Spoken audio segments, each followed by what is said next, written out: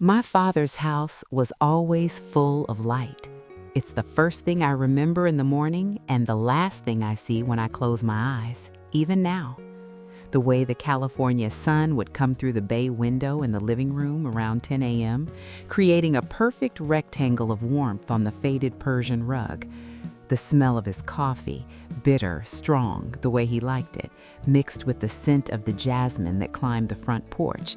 That house wasn't just wood and plaster. It was my childhood pressed between pages. It was my safety, and I almost lost it to kindness. I'm getting ahead of myself.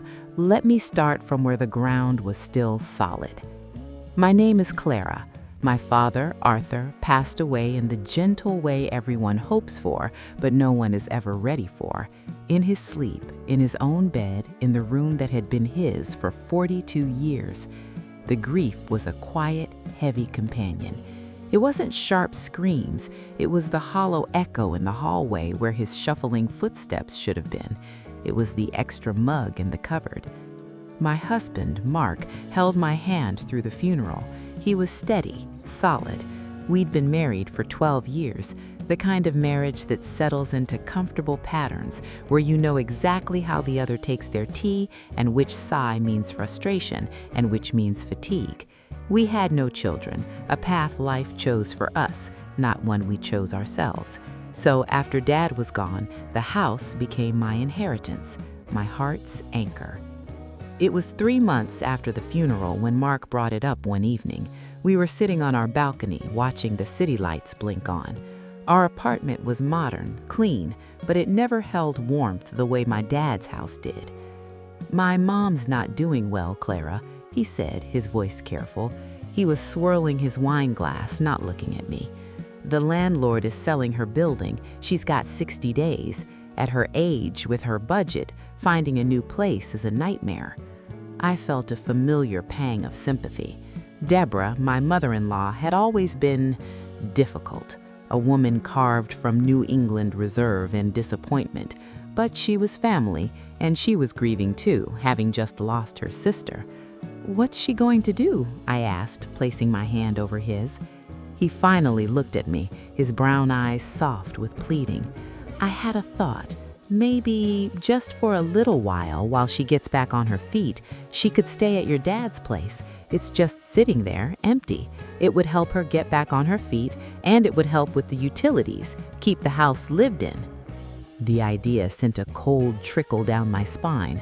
My father's house was sacred, a museum of my memories. But Mark's logic was sound. It was sitting empty, and it was technically just temporary. "Temporarily?" I asked, the word feeling fragile on my tongue. "Absolutely," Mark said, squeezing my hand. 3 months max, just to get her through this rough patch. It would mean the world to her, to me." I remember the silence that followed, filled only with distant traffic. I looked at my husband's face, the man I trusted, and I thought about what my father would have done. He was the kindest man I knew. He would have opened his door. "Okay," I said, the word tasting like a sacrifice. "But temporarily, Mark, we need to be clear on that. It's my home." "Of course, my love," he said, leaning over to kiss my forehead. "It's your home. We're just helping family." The move-in was a quiet affair. Deborah arrived with 6 suitcases and a steely expression. She stood in the foyer of my father's house, her eyes scanning the living room, not with warmth, but with appraisal, like a surveyor. "It's smaller than it looked from the outside," she remarked, her voice flat. I forced a smile, my hand on the banister my father had polished every Saturday. "It's cozy." "I'll need to rearrange some furniture," she said, already walking toward the sofa. "The flow is all wrong." That was the first crack, the first hint that her concept of staying might be different from mine, but I chalked it up to her stress, her grief. I showed her how the old stove worked, where the circuit breaker was, gave her the spare key. "This is so generous, Clara," she said, but her tone was formal, a statement of fact, not a gift of gratitude. "Mark tells me you're quite attached to this place." "It's my childhood home," I said, my voice firmer than I intended. She just nodded, already turning away, her mind on where her china cabinet would go. For the first few weeks, it was fine. She'd call with small questions about the garbage schedule or a leaking tap. Then the calls became less frequent. When I'd stop by, always calling first, I'd notice subtle changes. My father's collection of vintage maps was taken down from the study wall. The comfortable old armchair by the fireplace was replaced with a stiff floral patterned one she'd brought. Each change was a small erasure. I complained to Mark. "She's making it hers," I'd whisper in bed. "She's just nesting, making it comfortable," he'd soothe, rubbing my back. "It's temporary, remember? You can put everything back, just a few more weeks." Temporary. The word became a mantra, a lifeline. Then Mark planned the vacation, a 2-week cruise to Alaska, something we'd booked a year in advance. "The perfect thing to get your mind off everything," he said. "The house, my mom, the stress, just us and the ocean." It sounded like a salvation, a break from the quiet anxiety that had begun to curl in my stomach every time I thought about my father's house and the woman who was slowly taking root in it. The night before we left, I drove over alone. I told Deborah we were leaving, that I'd see her in 2 weeks. She stood in the doorway, backlit by the hall light, not inviting me in. "Have a wonderful trip," she said. Her smile didn't reach her eyes. Then she said something that in retrospect was a flare gun shot into the night sky, a warning I was too trusting to heed. "Don't you worry about a thing here," she said, her hand on the doorframe, a gesture of ownership. "I'll take care of everything." The way she said it, everything, it sat with me, heavy. But the next morning, with the excitement of travel and my husband's hand in mine, I packed that feeling away. I locked the door to our apartment, and I walked away from the only true home I'd ever known, completely unaware that I was sailing toward a disaster while the one I'd left on land was quietly, legally being stolen. The Alaskan cruise was beautiful in a way that felt separate from me, like watching a brilliant film through a pane of thick glass. The glaciers were monstrous and blue, cracking with sounds like distant thunder. The whales were majestic, but my mind kept drifting south, back to a sunny California street and a house with a jasmine vine. Mark was unusually attentive. He held my hand during excursions, booked us couples massages, ordered my favorite wine at dinner. It was the kind of concentrated romance that feels like a performance after years of comfortable silence. I should have been basking in it. Instead, I felt a low hum of unease, a string pulled taut between my ribs. "You're quiet," he said one evening on our balcony as the ship cut through dark, silken water. "Just thinking about the house," I admitted, wrapping my cardigan tighter around me. The air was cold and clean. "I called Deborah yesterday just to check in. The call went straight to voicemail." He took a slow sip of his scotch. "Probably busy, or the reception in the hills is bad. You know how it is out there." "I suppose," I said. But I did know. The reception at the house was perfect. My father had installed a booster for that very reason. Mark changed the subject to the next day's hike, his voice a smooth redirect. I let myself be redirected. It was easier than examining the dread. The breaking point came on the 10th day, in the middle of the inside passage. We had a rare day of spotty satellite internet. I was sitting on the bed, scrolling through emails on my phone, bills, newsletters, nothing important. Then I saw it. A notification from the utility company. "Welcome to paperless billing, Deborah." My blood turned to ice. It was a generic promotional email, but it wasn't addressed to me. It was addressed to her. At my address. My address. "Mark," my voice strangely calm, "why is your mother getting a welcome to paperless billing email from the utilities from my house?" He was shaving at the bathroom sink. The electric razor stuttered to a stop. The silence that followed was profound, filled only by the ship's deep hum. "What?" he asked, but it wasn't a question of not hearing, it was a stall. I held up my phone, the screen glowing in the dim cabin light. It just came. She switched the utilities into her name. He walked out of the bathroom, a towel in his hands, his face carefully neutral. "Oh, that. She mentioned it might be easier so she could handle any issues directly. It's just administrative, Clara. It doesn't mean anything." "Doesn't mean anything?" The calm shattered. I stood up, my legs unsteady. "It's my house. You don't just switch the utilities on someone else's property. That's a step toward ownership. It establishes residency." "You're being paranoid," he said, his voice taking on a familiar, placating tone, the one he used when he thought I was overreacting. "It's a practical thing. We're thousands of miles away. What if a pipe burst? She needs to be able to deal with the accounts." "Then she calls me or you. We handle it." I was pacing now, the panic a live wire in my chest. "Mark, you have to call her right now. Tell her to change it back. This was not the agreement." He sighed, a long, weary sound. "Clara, we're on vacation. Can we not do this here? Let's just enjoy our trip. We'll sort it all out the day we get back, I promise." His promise felt thin and brittle.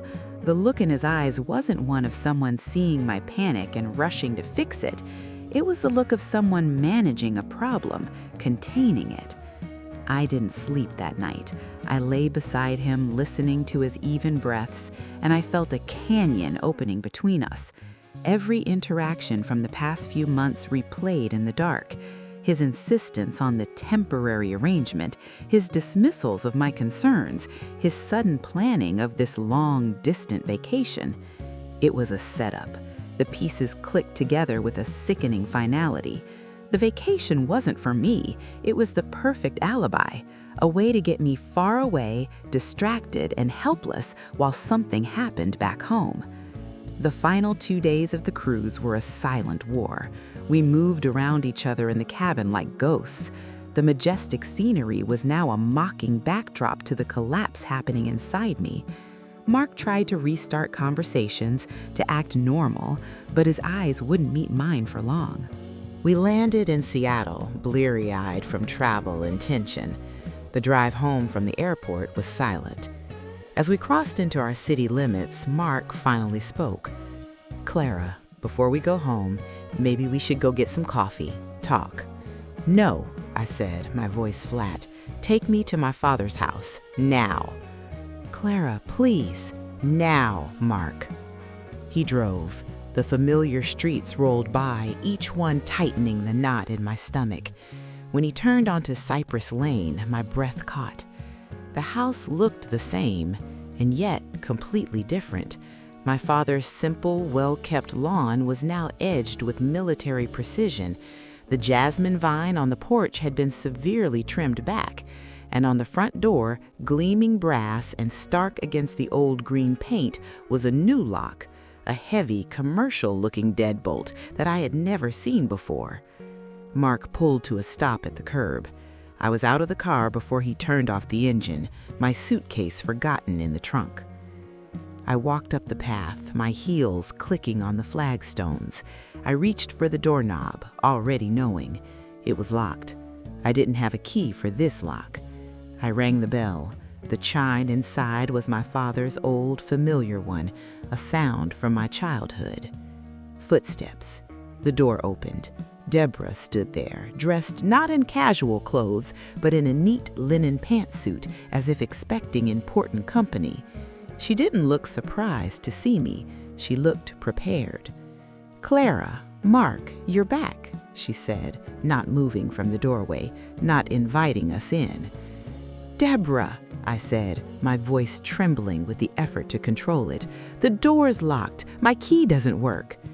"Oh yes," she said, a faint, polite smile on her lips. "I had to change the locks after that scare with the solicitor coming around. Safety first, you know." "Solicitor? What solicitor?" Mark asked from behind me, his voice tight. Just someone poking around. She waved a hand. It's not important. But while you're here, there's something I need to clarify. She took a small step forward, her posture squaring. This living arrangement has been such a blessing, and I want to thank you, Clara, for your initial hospitality, but I think there's been a misunderstanding. The afternoon sun was warm on my back, but I felt frozen. Misunderstanding? Yes. Her eyes, cool and gray, locked onto mine. This house, Mark and I had a long talk before you so kindly let me stay. He explained that with your father gone, this place was just a burden to you, a source of pain, that you wanted a clean break but didn't know how to do it. I turned to look at Mark. His face was pale, his jaw clenched. He was staring at the ground. Deborah's voice continued, smooth as polished stone. He said you both agreed it would be better for everyone if I took it off your hands, permanently, that it was, in spirit, a gift to help family. So, while you were away, I've begun the process to make it official, to assume the property taxes, everything, to spare you the trouble. The world tilted. The scent of the butchered jasmine was thick in the air. I heard my own voice, small and far away. A gift? The Alaskan cruise was beautiful in a way that felt separate from me, like watching a brilliant film through a pane of thick glass. The glaciers were monstrous and blue, cracking with sounds like distant thunder. The whales were majestic, but my mind kept drifting south, back to a sunny California street and a house with a jasmine vine. Mark was unusually attentive. He held my hand during excursions, booked us couples massages, ordered my favorite wine at dinner. It was the kind of concentrated romance that feels like a performance after years of comfortable silence. I should have been basking in it. Instead, I felt a low hum of unease, a string pulled taut between my ribs. "You're quiet," he said one evening on our balcony as the ship cut through dark silken water. "Just thinking about the house," I admitted, wrapping my cardigan tighter around me. The air was cold and clean. "I called Deborah yesterday just to check in. The call went straight to voicemail." He took a slow sip of his scotch. "Probably busy, or the reception in the hills is bad. You know how it is out there." "I suppose," I said, "but I did know. The reception at the house was perfect. My father had installed a booster for that very reason." Mark changed the subject to the next day's hike, his voice a smooth redirect. I let myself be redirected. It was easier than examining the dread. The breaking point came on the 10th day, in the middle of the inside passage. We had a rare day of spotty satellite internet.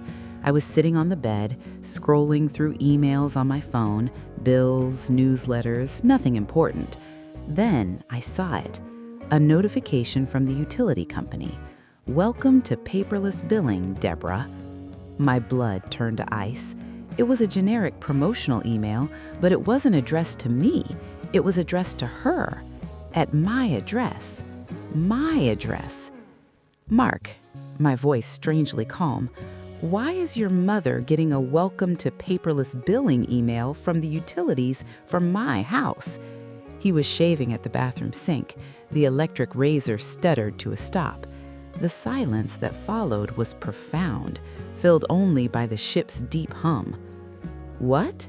he asked, but it wasn't a question of not hearing, it was a stall. I held up my phone, the screen glowing in the dim cabin light. It just came. She switched the utilities into her name. He walked out of the bathroom, a towel in his hands, his face carefully neutral. "Oh, that. She mentioned it might be easier so she could handle any issues directly. It's just administrative, Clara. It doesn't mean anything." "Doesn't mean anything?" The calm shattered. I stood up, my legs unsteady. "It's my house. You don't just switch the utilities on someone else's property. That's a step toward ownership. It establishes residency." "You're being paranoid," he said, his voice taking on a familiar, placating tone, the one he used when he thought I was overreacting. It's a practical thing. We're thousands of miles away. What if a pipe burst? She needs to be able to deal with the accounts. Then she calls me or you. We handle it. I was pacing now, the panic a live wire in my chest. Mark, you have to call her right now. Tell her to change it back. This was not the agreement. He sighed, a long, weary sound. Clara, we're on vacation. Can we not do this here? Let's just enjoy our trip. We'll sort it all out the day we get back, I promise. His promise felt thin and brittle. The look in his eyes wasn't one of someone seeing my panic and rushing to fix it. It was the look of someone managing a problem, containing it. I didn't sleep that night. I lay beside him, listening to his even breaths, and I felt a canyon opening between us. Every interaction from the past few months replayed in the dark. His insistence on the temporary arrangement, his dismissals of my concerns, his sudden planning of this long, distant vacation. It was a setup. The pieces clicked together with a sickening finality. The vacation wasn't for me. It was the perfect alibi, a way to get me far away, distracted, and helpless while something happened back home. The final 2 days of the cruise were a silent war. We moved around each other in the cabin like ghosts. The majestic scenery was now a mocking backdrop to the collapse happening inside me. Mark tried to restart conversations, to act normal, but his eyes wouldn't meet mine for long. We landed in Seattle, bleary-eyed from travel and tension. The drive home from the airport was silent. As we crossed into our city limits, Mark finally spoke. "Clara, before we go home, maybe we should go get some coffee, talk." "No," I said, my voice flat. "Take me to my father's house, now." "Clara, please." "Now, Mark." He drove. The familiar streets rolled by, each one tightening the knot in my stomach. When he turned onto Cypress Lane, my breath caught. The house looked the same, and yet completely different. My father's simple, well-kept lawn was now edged with military precision. The jasmine vine on the porch had been severely trimmed back, and on the front door, gleaming brass and stark against the old green paint, was a new lock, a heavy, commercial-looking deadbolt that I had never seen before.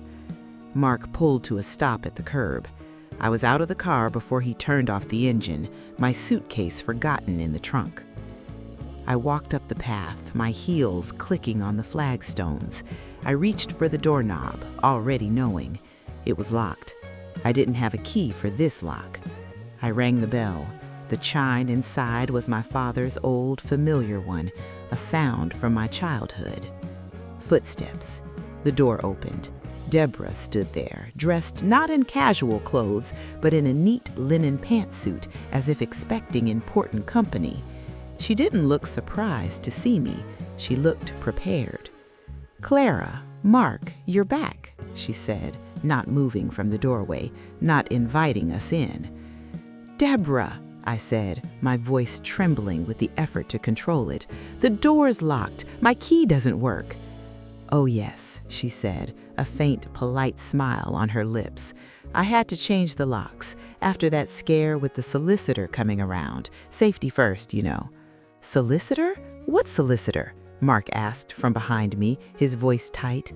"Just someone poking around." She waved a hand. "It's not important. But while you're here, there's something I need to clarify." She took a small step forward, her posture squaring. "This living arrangement has been such a blessing, and I want to thank you, Clara, for your initial hospitality, but I think there's been a misunderstanding." The afternoon sun was warm on my back, but I felt frozen. "Misunderstanding?" "Yes." Her eyes, cool and gray, locked onto mine.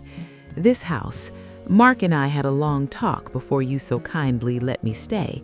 He explained that with your father gone, this place was just a burden to you, a source of pain, that you wanted a clean break but didn't know how to do it." I turned to look at Mark. His face was pale, his jaw clenched. He was staring at the ground. Deborah's voice continued, smooth as polished stone. He said you both agreed it would be better for everyone if I took it off your hands, permanently, that it was in spirit a gift to help family. So while you were away, I've begun the process to make it official, to assume the property taxes, everything, to spare you the trouble. The world tilted. The scent of the butchered jasmine was thick in the air. I heard my own voice, small and far away. A gift? The word gift hung in the air between us, grotesque and unbelievable. The foundation of my world, my sanctuary, reduced to a transactional term in my mother-in-law's mouth. I looked from her composed, expectant face to my husband's. Mark still wouldn't meet my eyes. He was steadying a crack in the flagstone path as if it held the secrets of the universe. In that moment, I didn't see the man I'd shared a bed with for 12 years. I saw a conspirator, a stranger. "Mark," I said, and my voice was a low, dangerous thing I didn't recognize. "Look at me." Slowly, he raised his head. His expression was a swamp of guilt and defiance. "Clara, let's not do this here. Let's go home and talk." "This is my home!" The shout tore out of me, raw and primal, startling a bird from the jasmine. "And I want you to tell me right now to her face what she just said. Is this true? Did you tell her this house was a gift?" He opened his mouth, closed it. His shoulders slumped. It was a discussion, a possibility. Mom was in a bind, and you're so sentimental about this place, I knew you'd never sell it. But it's just a house, Clara. We have our apartment. She has nothing. "It's just a house?" I repeated, the words tasting like ash. Every memory, every scrape on my knee healed on that porch, every Christmas morning by that fireplace, every whispered secret in that hallway was reduced to just a house. By the man who was supposed to be my partner? Deborah cleared her throat, a sound of pure impatience. "This is getting emotional and unproductive. The fact is, I'm here. I've established residency. I'm handling the affairs. I've even consulted a lawyer about a quiet title action, given the informal nature of the transfer. It would be easier for everyone if you simply signed the paperwork." A lawyer. Quiet title action. The terms were cold, legal daggers. She hadn't just moved in, she'd been planning a siege. I took a step back, my vision narrowing. The fight or flight instinct screamed in my veins, but a deeper, colder instinct took over. Survival. This was not a battle for the doorstep. This was a war, and I had just walked into an ambush unarmed. I turned on my heel. I walked past Mark, past the car, and started down the sidewalk. "Clara, where are you going?" Mark called after me, panic finally entering his voice. I didn't answer. I walked with a purpose I did not feel, my legs moving on autopilot. I walked 3 blocks to a small corner market where my father used to buy his newspaper. My hands were shaking so badly I could barely get my credit card out of my wallet to pay the elderly owner, Mr. Chen, for a bottle of water. "Clara, Arthur's girl," Mr. Chen said, peering at me over his glasses. "You look like you've seen a ghost. Everything okay?" The simple kindness in his voice almost broke me. "Not really, Mr. Chen," I managed to whisper, "but I will be." I called a ride share from outside the store. I could not, would not get back into that car with Mark. As I waited, I saw his car slowly cruise past the market, him scanning the sidewalks. I ducked behind a parked truck until he was gone. The ride to my apartment was a blur.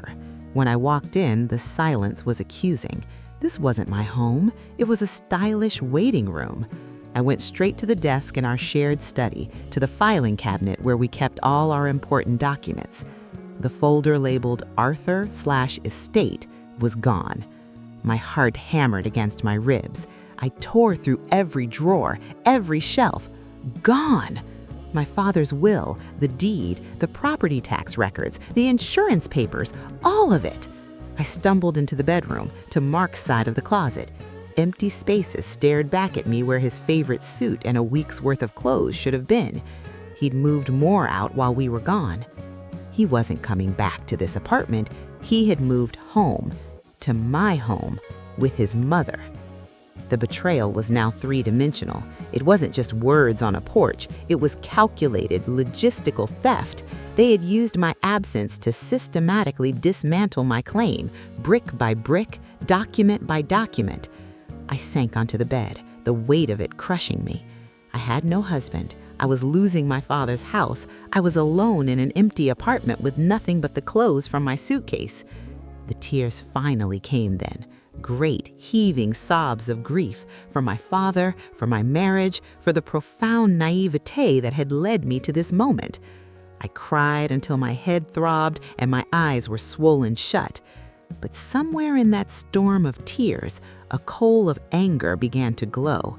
It was small, but it was hot. They thought I was sentimental, weak, a woman who could be placated and managed. They had taken my kindness for stupidity. I stood up, went to the bathroom, and splashed cold water on my face. The woman in the mirror was red-eyed and shattered, but her gaze, when I finally met it, was clear. Okay, I thought.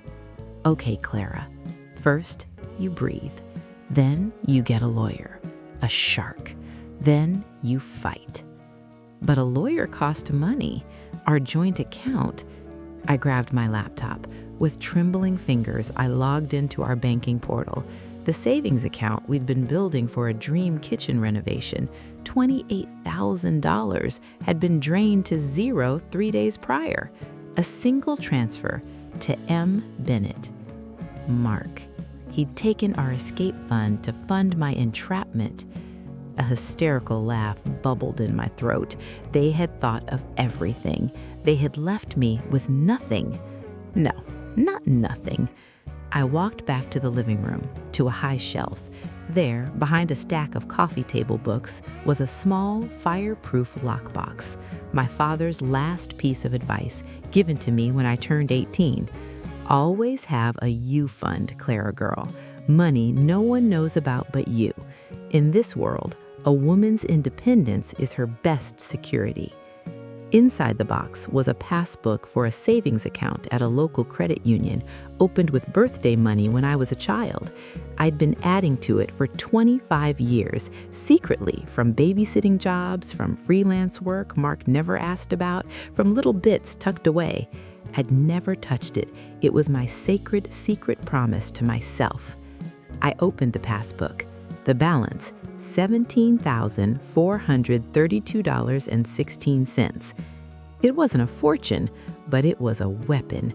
It was my independence, and it was mine alone. I picked up my phone. I didn't call a friend. I didn't call family. I called the only person in that moment who operated in the currency of war. I Googled property law attorney plus aggressive plus my city. The first result was a firm with a name that sounded like a thunderclap, Sterling, Black and Reed.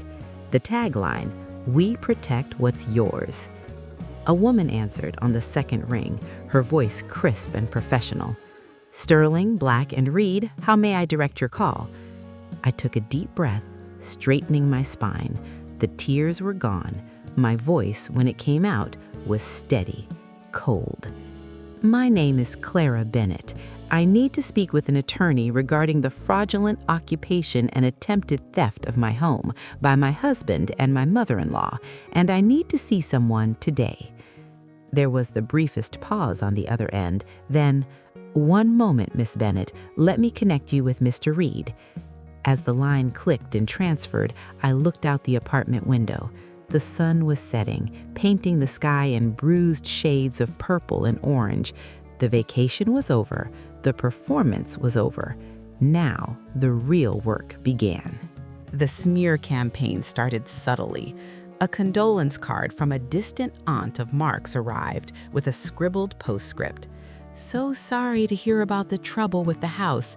Family should come first, especially in times of grief." Then a childhood friend of mine texted, "Hey, heard you're going through it with Mark's mom? My mom ran into her at the grocery store and she was really upset. Said she might be homeless because of a misunderstanding." It was a drip feed of poison designed to isolate me and paint Deborah as the victim. The full assault came via Facebook. I rarely used it, but a cousin messaged me, "Clara, you need to see this." Deborah had posted a long, meticulously crafted narrative. There were no names, but the details were specific enough for anyone in our circles to decipher. "In times of loss, we learn who our family truly is," it began. "After losing my beloved sister and facing the loss of my own apartment, I was shown incredible kindness by a family member. A door was opened to a place of healing. I tried to make it a home, to care for it, to honor the memory within its walls. But sometimes kindness is mistaken for weakness. Now that door has been slammed shut by legal threats and anger. My heart breaks not for the loss of a roof, but for the loss of trust, for the manipulation of grief, and for the lesson that in some hearts, property is valued above people. Please pray for peace and understanding." It was a masterpiece of manipulation. The comments were a flood of support for this poor woman and vilification of the unnamed, monstrous relative. "Some people are so greedy. Praying for you. Family should be ashamed." My face burned with a mix of fury and humiliation. She was weaponizing sympathy, reframing her theft as my cruelty. Mr. Reed advised against responding publicly. "It's a trap. Do not engage on her battlefield. We fight in court, where facts matter." But the emotional toll was real. I felt eyes on me at the supermarket. My own doubt whispered, was I being cruel? Was I valuing a house over a person? The turning point came from an unexpected source. My father's old neighbor, Mrs. Gable, called me. She was in her 80s, sharp as a tack, and loved my dad like a brother. "Clara, dear," her voice crackled through the phone, "I saw the commotion with the deputy and that woman's nonsense on the computer. My grandson showed me. I need to see you."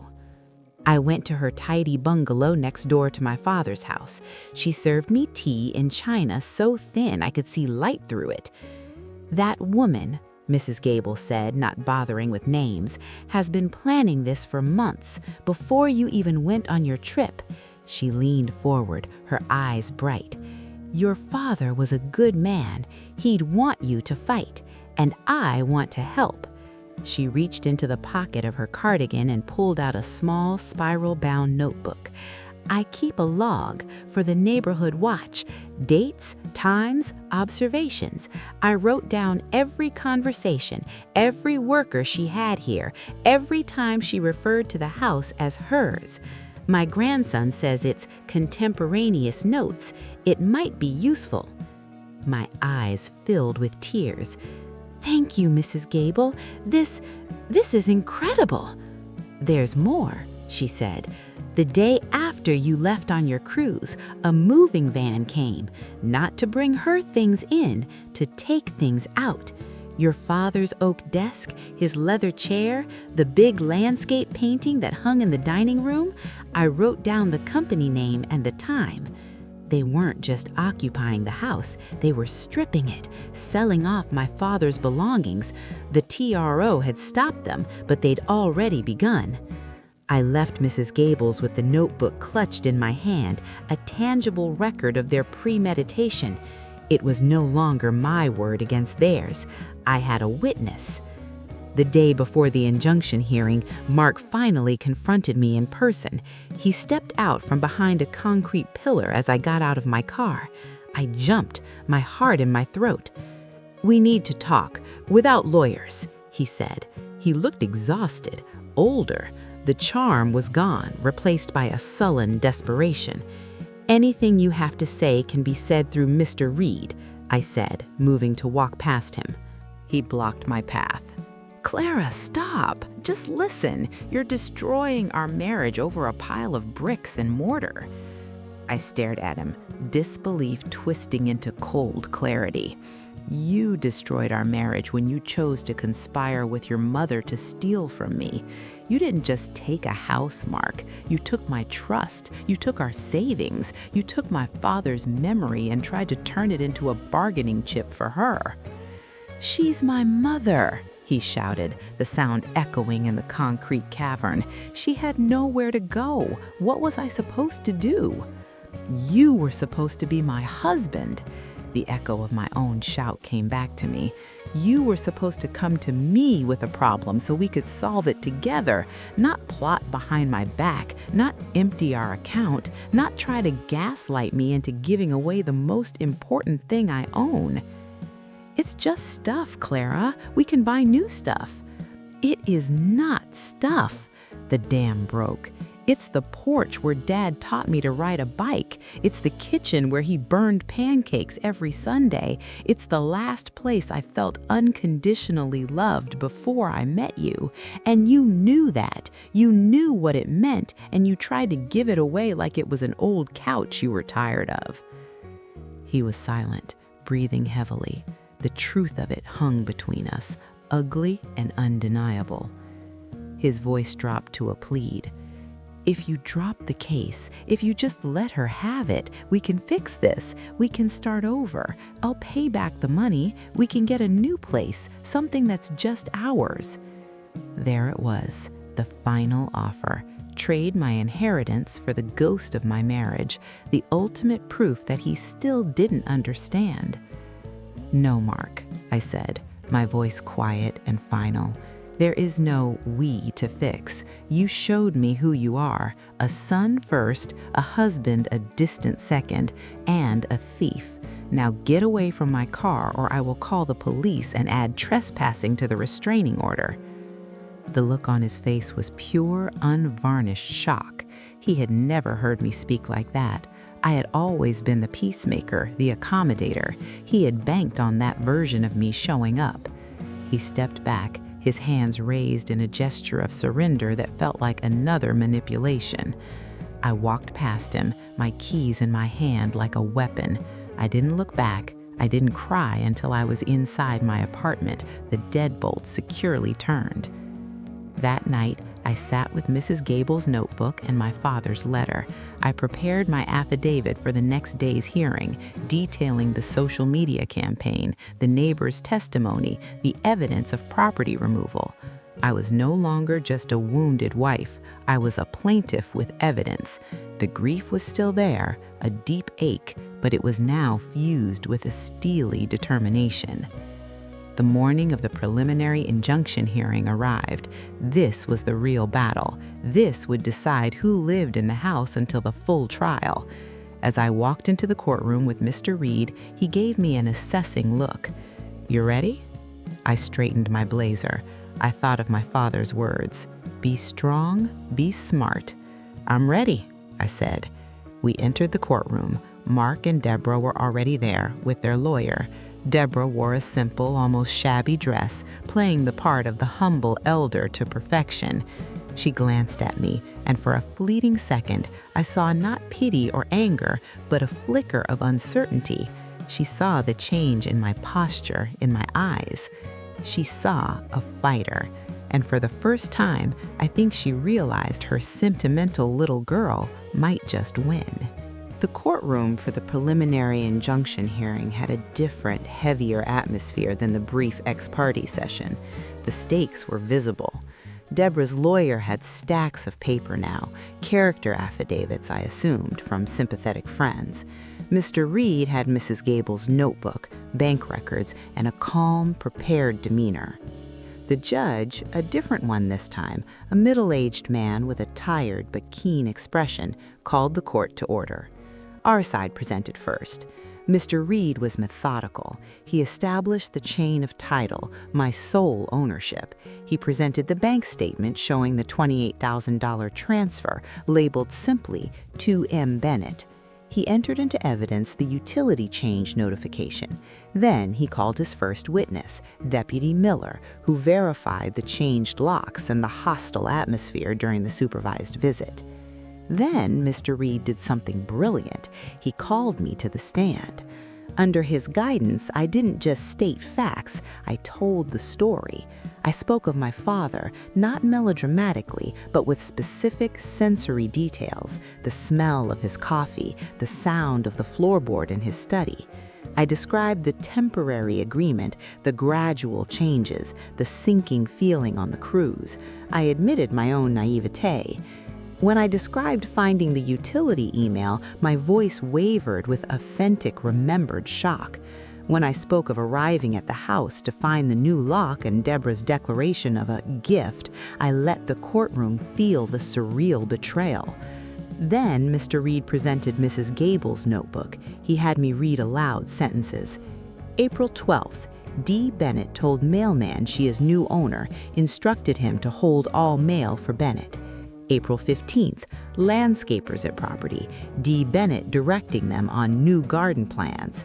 April 18th, large moving van, company, quick move, at property for 2 hours. Items removed, large wooden desk, rolled carpet, several framed pictures. With each entry, Deborah's composed facade cracked a little more. She shifted in her seat, her lips pressed into a white line. Mr. Reed's final question was simple. Miss Bennett, did you ever at any point, verbally or in writing, gift, promise, or intend to transfer ownership of 241 Cypress Lane to Deborah Bennett? I looked directly at Deborah, then at Mark, who was staring at the table. No, I said, my voice clear, I never did. Cross-examination from their lawyer was aggressive but flailing. He tried to paint me as emotionally unstable, overly attached to a house and vengeful. Isn't it true, Miss Bennett, that you resent your mother-in-law's closeness with your husband? Objection. Assumes facts not in evidence. Sustained. He tried another tact. The financial transfer, that was marital money, correct? For a joint dream? It was our savings, I corrected, and he took it without my knowledge or consent to fund his and his mother's attempt to take my separately owned property. That's not a marital dream, that's theft. The lawyer blinked, thrown by my calm precision. He had no more questions. Then it was their turn. Their lawyer called Deborah. She was a good actress. She spoke softly of her grief, her fear of homelessness, her son's loving offer for her to stay a while. She claimed the gift conversation was a family understanding, that Clara was always so emotional about the place, and Mark had said they'd work it out. She painted me as capricious, agreeing to her stay, then changing her mind and lashing out legally. But under Mr. Reed's cross-examination, her story unraveled. Mrs. Bennett, you changed the utilities to your name. Why? For convenience, as I said. For a 3-month temporary stay? You also changed the locks. Why? Safety. From whom? The legal owner? Objection. Withdrawn. You hired landscapers for a new garden. You told the neighbor you were the new owner. You had movers remove the previous owner's furniture. These are not the actions of a temporary guest, are they? These are the actions of someone establishing permanent sole possession. She floundered. I was making it comfortable. I was investing in the place. Investing? Mr. Reed repeated, letting the word hang. With what money? She fell silent, her eyes darting to Mark. Let me rephrase. Was the $28,000 transferred from the joint account by your son used in part to pay for these investments, for the new locks, the landscapers, the moving van? I don't know about the money, she whispered, but you benefited from it, didn't you? She didn't answer. Mark was not called to the stand. His own lawyer, it seemed, knew he would not hold up. In closing arguments, their lawyer pleaded for compassion, for family unity. Mr. Reed was succinct. This is not a family misunderstanding. This is a calculated scheme of fraud and conversion. The petitioner's home is being looted and her ownership erased by deliberate, documented actions. The law exists to prevent this. Irreparable harm is occurring right now. The judge retired to consider. The wait was perhaps 20 minutes, but it felt like a lifetime. I didn't look at the other side of the room. When the judge returned, he spoke without preamble. The court finds the petitioner has demonstrated a likelihood of success on the merits of her claims for ejectment and conversion. The evidence of a deliberate campaign to assume ownership of the property at 241 Cypress Lane is compelling and largely uncontroverted. The respondent's actions go far beyond those of a permissible guest. Accordingly, the preliminary injunction is granted. Respondents Deborah Bennett and Mark Bennett are hereby ordered to vacate the premises at 241 Cypress Lane within 72 hours. They are to remove only their personal belongings as originally brought to the property. Any items belonging to the petitioner or the estate of her father are to remain. A sheriff will supervise the move-out. The temporary restraining order remains in full effect. He banged the gavel. The sound was a seismic crack in my life. Deborah made a small, choked sound. Mark put his head in his hands. We had won, not the final war, but the crucial battle for the territory itself. Outside the courtroom, chaos erupted softly. Deborah rounded on Mark. "This is your fault. You said she would never fight. You said she'd just give up." Mark looked at her, then at me, his expression one of dawning, horrified realization. He had been his mother's instrument, and now the instrument had broken, and she blamed the tool, not the hand that wielded it. Mr. Reed shepherded me away. 72 hours, Clara, then you get your keys back. The sheriff will call you to schedule the supervision. They will likely appeal, and we still have the civil suit for the money, but this is a massive victory. I felt numb. The adrenaline was draining, leaving a vast, shaky emptiness. The supervised move-out was set for 2 days later. I didn't go. Mr. Reed advised against it. A sheriff's deputy and a locksmith met them there. Later, the deputy called me. "It's done, ma'am. They're out. The locks have been rekeyed. The lady was vocal. The son was quiet. They took their things. We made them leave the furniture they'd brought in. The place is yours." That evening, as the sun set, I drove to Cypress Lane. I parked in the driveway, my driveway. The house was dark, silent. I used the new key the locksmith had given me. The door swung open. The silence inside was different. It was no longer a violated silence, but a recovering one. The air smelled of their absence and the faint, enduring trace of my past. Her heavy furniture was gone, leaving odd, empty spaces where my father's things had once been.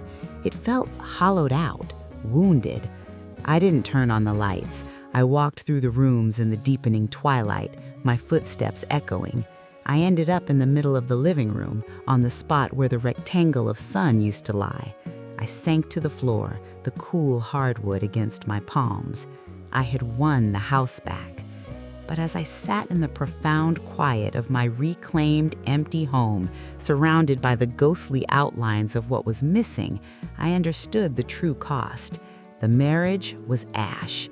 The $28,000 was gone. My trust in people was shattered. And the house itself felt like a patient after a violent surgery, alive, but scarred and fragile. The victory was real, but the celebration would have to wait. First, there was only the quiet and the long, slow process of learning how to come home again.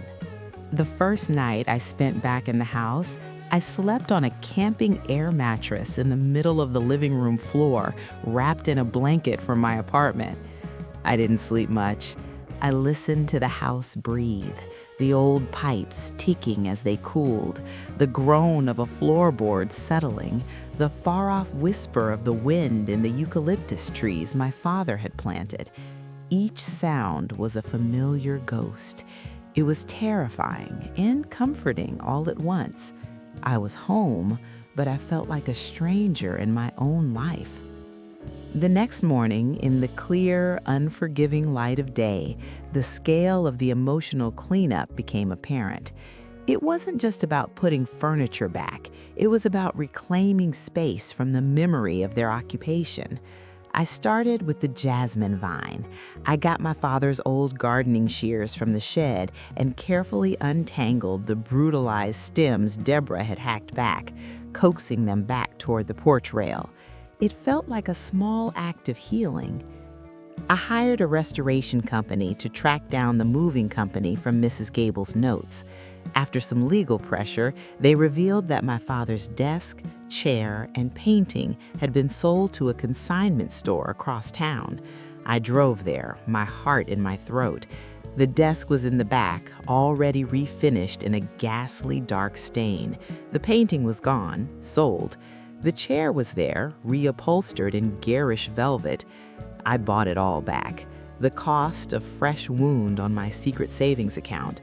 Loading the desk into a rental truck, I ran my hand over the ruined finish and cried. Some things, once taken, could never be fully restored.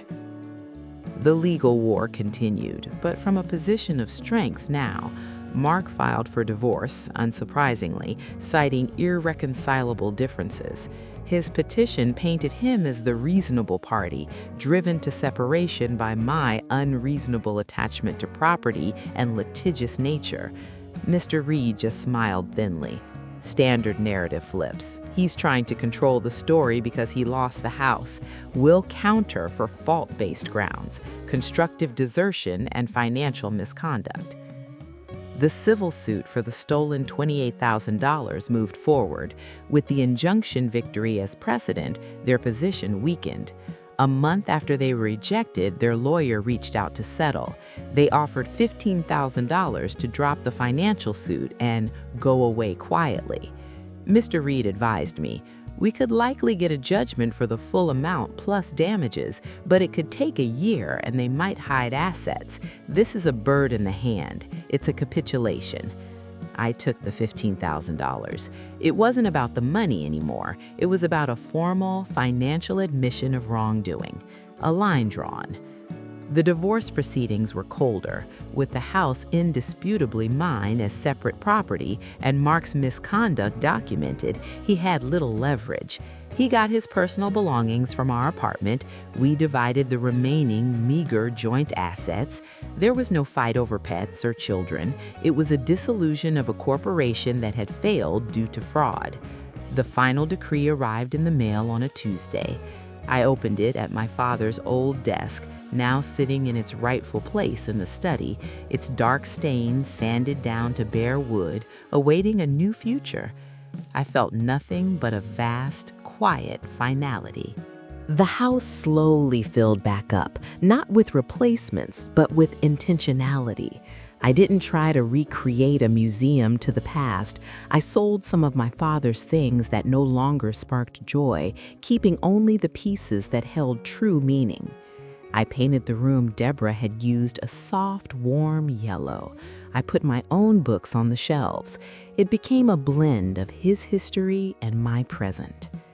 Mrs. Gable became a steadfast ally. She'd bring over lemonade and we'd sit on the porch talking about my father, about her late husband, about nothing at all. Her quiet, observant presence was a balm. One day she said, "You know, your father would be proud, not that you got the house back, but that you stood up. He always worried the world would see your kindness and try to take a piece. He'd be glad to see you whole." Months passed. The seasons changed. I found a therapist, a kind woman who helped me untangle the grief for my father, for my marriage, for my own stolen trust. I learned to sit with the anger without letting it burn me. I learned that boundaries were not walls, but the gates to a healthy garden. I also started writing. At first it was just journals, pouring out the confusion and pain. Then snippets of stories, memories of my father, fictional tales of women who faced betrayal and found their footing. I'd write at his desk in the rectangle of morning sun, and it felt like a conversation with him. A year to the day after the injunction hearing, I hosted a small gathering. Mrs. Gable, a few close friends who had stood by me, my cousin. We had a barbecue in the backyard. The jasmine was blooming again, a fragrant cloud over the porch. The sound of laughter in the garden was a new ghost, a friendly one, layering over the old ones. I was standing by the grill, flipping burgers, when I saw a car slow down out front. It was Mark. He didn't stop, just crawled past, his eyes on the house, on the people, on me standing there whole and unbroken. Our eyes met for a second through the fence. There was no anger left in me, just a distant pity. He looked away and drove on. I later heard through the withered grapevine that he and Deborah had moved to a small apartment in a less expensive town. Their alliance, born of conspiracy, seemed to have soured into mutual resentment. That night, after everyone left, I sat on the porch steps. The cicadas were singing.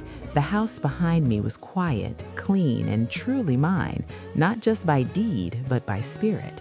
I had fought for it, wept for it, and now I was building a life within it. The moral wasn't that you should never trust or be kind.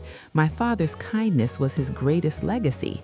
The lesson was that you must pair kindness with discernment, that family is a title earned by action, not obligation, that your softness must have a strong spine. They took my kindness for weakness, and in trying to break me, they forced me to find a strength I never knew I had. The house was no longer just a shrine to my past. It was my sanctuary, my workshop, my future. The locks on the doors were sturdy, but the real security was inside me now.